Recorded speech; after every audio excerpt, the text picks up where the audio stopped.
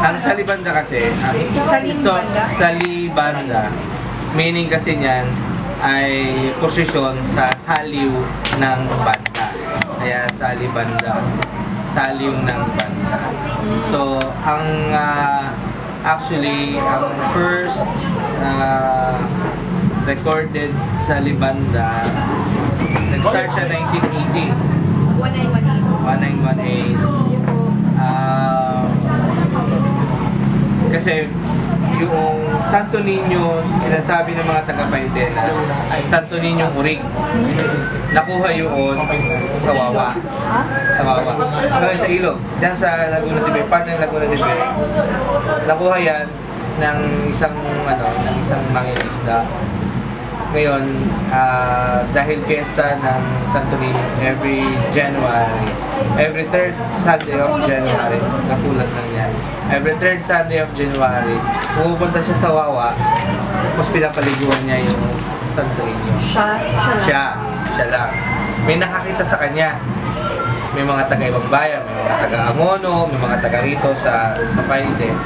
Tapos ang ginawa, nagprosesyon sila. So, ang salibanda is a public procession. But ngayon, more of a festival.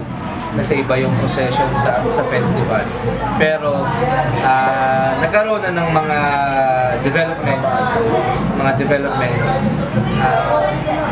Medyo nawawala yung kanyang spiritual aspect, pero yung celebration is more of on a festive mood naman siya.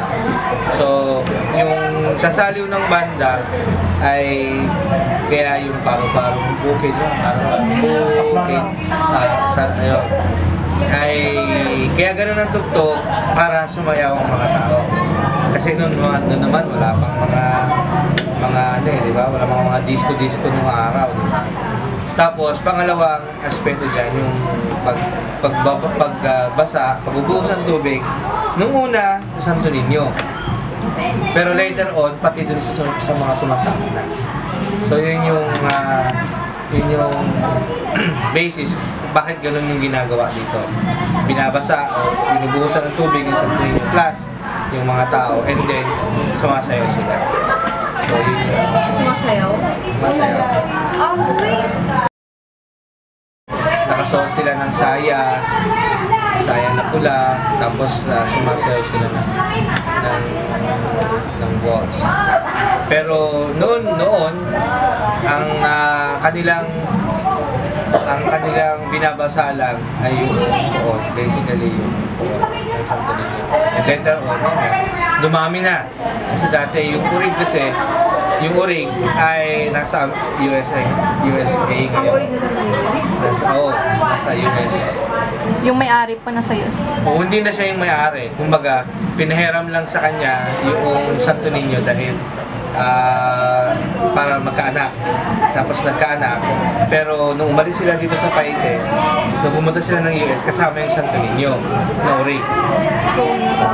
Oo, pero once in a while, umuwi yun. Yung original. So, yung iba, tawag nila doon sa Santo Niño urig. Pero yung iba, mga mga later development na yan ng Santo Niño magsasaka, Santo Niño palaboy, Santo Niño, binigyan na nila ng mga titles yung mga yan. Unique din ba? Halimbawa kasi sa Cebu, hindi naman gano'n na nagbabasaan sila eh. More on yung festival nila, more on sayaw, diba, ganyan. Dito lang sa Paite, sa pagkakaalam ko, na nagkakaroon palagi ng basa. Even sa Tondo. Na sa Santo Niño. Oo, even sa Tondo, hindi naman eh, diba? Sa sayawan lang, sinasayaw yung santo. Pero dito nga kasi may kasamang basaan.